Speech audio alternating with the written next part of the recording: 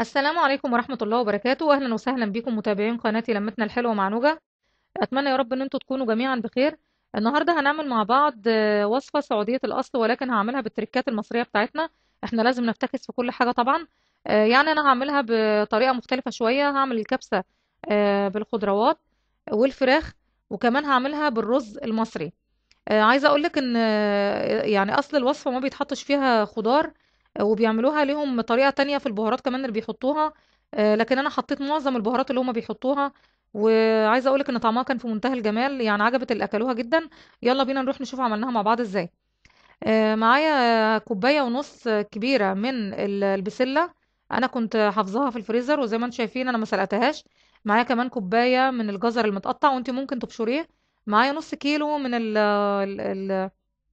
البصل متقطع، ومعايا نص كيلو من الطماطم المتقطعة وقرن فلفل حامي. معايا فرخة ونص، ممكن طبعا تستخدمي فرخة وممكن نص فرخة على حسب أفراد الأسرة. معايا كمان كيلو من الرز المنقوع، نقعاه بقاله حوالي ساعة ونص. طبعا ده رز مصري، لكن أصل الوصفة بتتعمل بالرز البسمتي. معايا 3 معالق كبار من الزبيب، معايا 3 معالق كبار من الزبدة. معايا كمان معلقة كبيرة من صلصة الطماطم، ممكن تستخدمي كيس.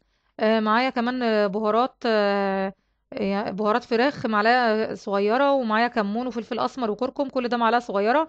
ومعايا لومي وقرفة عيدان ومعلقة ونص كبار من الملح. في البداية بنحط حلة على النار وبننزل فيها بالزبدة والزيت بتاعنا. وبعد كده بننزل بالبصل بنشوحه كويس لغاية ما لونه يبدأ يحمر، يعني مش هنسيبه لما يحمر، لكن هنسيبه بس لما يدبل ولونه شوية يكون داخل على الحمار يعني. بعد كده هننزل بثلاث فصوص كبار من التوم، ممكن تزودي كمية التوم براحتك وممكن تشيليها خالص، لكن هما بيحطوا فيها توم. هتقلبيهم كويس لغاية ما يعني يدبلوا خالص، وبعدين بتنزلي بالطماطم وبتنزلي بالقرن الفلفل. بتشوحيهم كويس كده لغاية ما تدبل معاكي. بتنزلي كمان بمعلقة كبيرة من الصلصة. وبعدين بتحطي نص البهارات اللي انا قلتلك عليها، اللي هي الفراخ والكركم والكمون والفلفل الاسمر والملح، ممكن تحطيه كله مفيش مشكلة. وبتنزلي بقى باللومي وبالقرفة العيدان. طبعا موضوع القرفة واللومي ده على حسب قابلية أطفالك للموضوع، لأن ممكن يحسوا إن الطعم متغير شوية. لكن بالنسبة لنا احنا كان الطعم كان كويس جدا. بعدين بتقلبي كويس بقى الطماطم لغاية ما بتدبل معاكي خالص. بتبتدي بقى تنزل المية بتاعتها وتنشف كمان. بعد كده بننزل بقى بالخضار بتاعنا، البسلة مع الجزر. زي ما قلت لك ممكن تبشري الجزر، لكن انا حبيته اكتر وهو متقطع. هتقلبي بقى كويس خالص لغاية ما يتشرب من الصلصة بتاعته بالطريقة دي كده. ولما يدبل شوية على النار بننزل بقى بايه بالفراخ بتاعتنا. ممكن تعمليها باللحمة، مفيش اي مشكلة خالص، لكن هتاخد معاكي وقت شوية في السوى عن الفراخ. وممكن تعمليه بالصدور بتاعة الفراخ كمان، تعمليها مكعبات وما تشيليش اساسا الفراخ من الرز، يعني تحطيهم مع بعض. لكن الفراخ اللي بعضمها دي يحبذ ان انت تشيليها، لان بعد كده هنحمرها وهنقدمها على وش الكبسة. هنزود بعد كده مية بتغلي لما شوحنا الفراخ كويس طبعا. بنزود مية بتغلي خلاص بنسيبها لما تستوي، وبعد ما بتستوي بنشيلها بقى من الشوربة بتاعتها. تاخد وقت على النار حوالي ربع ساعة بالكتير، وبعدين بتشيليها. بعد ما شيلنا خلاص بقى الفراخ كلها كده، هنجيب بقى البهارات بتاعتنا وهنزود عليها معلقة من البابريكا برضو صغيرة بس مليانة، ونص معلقة من الحبهان المطحون، وممكن تحطي حبهان حب، بس انا بفضل الحبهان المطحون عشان ما يعني ما يبانش في الاكل. بعدين بتنزلي بيهم وتقلبي كويس جدا جميع المكونات بتاعتنا. زي ما انت شايفة كل حاجة دبلت خالص. هننزل بعد كده بالرز بتاعنا اللي كان منقوع، هنصفيه وننزل بيه وهنقلبه كويس جدا.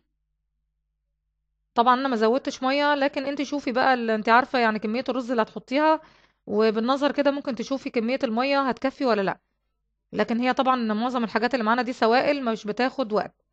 احنا هنغطي عليه لغايه ما نسيبه يستوي، وفي الوقت ده بقى هناخد الفراخ بتاعتنا. زي ما انت شايفه انا باخد من الزيت اللي نازل من الفراخ، وعملتها بالفرشه ودخلتها الشوايه. ده الرز بتاعنا بعد ما استوى خلاص اهو. طبعا نسيت اقول لكم ان لازم تحطوا الورق اللورا كمان عشان الريحه.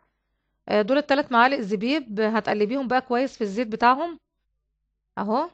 تقلبيه كويس جدا لغايه ما يبتدي يعني ينفخ كده، الحبايه بتاعته بتلاقيها كبرت. زي ما انت شايفه خلاص انا كده يعني بشيل بقى اللومي وبشيل الورق اللورا من الكبسه بتاعتي. هحط بقى الرز كله في صينيه كبيره كده، صينيه التقديم. عايزه اقولك ان الريحه جميله جدا جدا، والطعم ما شاء الله كان تحفه.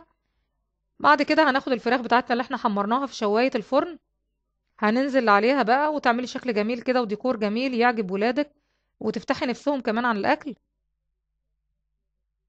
طبعا زي ما قلت لك ممكن تعملي بدل دوت لحمه، وممكن تعملي قطع من صدور الفراخ، يعني تقطعيها قطع مربعات. دي القرفه اللي انا بحطها على الوش دي. وبعد كده هتجيبي الزبيب بقى، هننزل بيه كده على الرز بتاعنا. طبعا عايزه اقول لك ان في بعض الناس ما بيقبلوش طعم المسكر مع المالح، فطبعا عشان كده انا خدت نص الرز بتاعي بالظبط حطيت فيه الزبيب، والنص التاني سبته من غير الزبيب، لان في ما بيحبوش عندنا، يعني مش كله بيحب الزبيب. دي كانت الوصفه بتاعتنا النهارده، ودي الكبسه بتاعتنا بالخضروات. اتمنى يا رب ان انتوا تجربوها في البيت. عايزه اقول لكم ان طعمها كان في منتهى الجمال وكلهم حبوها. طبعا ما تنسوش لو عجبتكم الطريقه بتاعتي تدعموني بلايك وسبسكرايب وشير القناه، وما تنسوش كمان تفعلوا الجرس عشان يوصلكم مني كل جديد. والسلام عليكم ورحمه الله وبركاته.